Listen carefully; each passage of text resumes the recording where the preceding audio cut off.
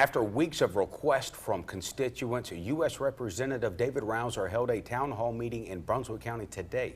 Now, Rouzer spent 2 hours answering questions from a very rowdy crowd. WAY's Hannah Patrick is live now in Bolivia with more on what happened. Hi, Hannah. Amanda, this was not a calm and collected meeting, but after 2 hours of questions, yelling, booing, and applauding, both Rouzer and many of the hundreds who showed up say it went well. Hundreds filed in just a week after U.S. Representative David-Rouzer announced a town hall for his constituents in southeastern North Carolina.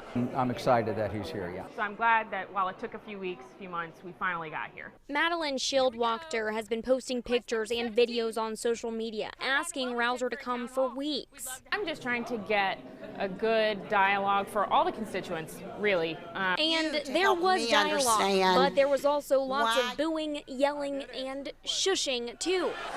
Rouzer started off with a presentation about health care, to which he was applauded, but then the questions began.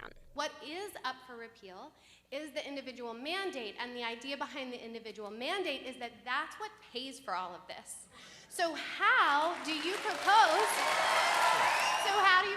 to pay for all of this? You cannot get the very best product for the lowest possible price without competition and transparency. There was also a standing ovation for a question from an elementary school student. There are a lot of kids in my class that are afraid their parents will get deported. Why do you support that?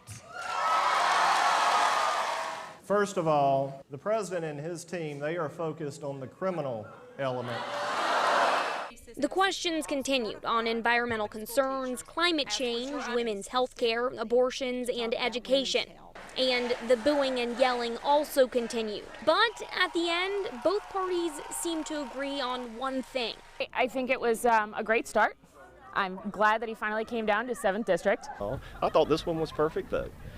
It was great, a very civil discourse. And while many are glad Rouzer just showed up, several still have another request. Senators Burr and Tillis, we just had a 2-hour town hall with Congressman Rouzer. It went very well. Do you have at least as much courage and concern as they do?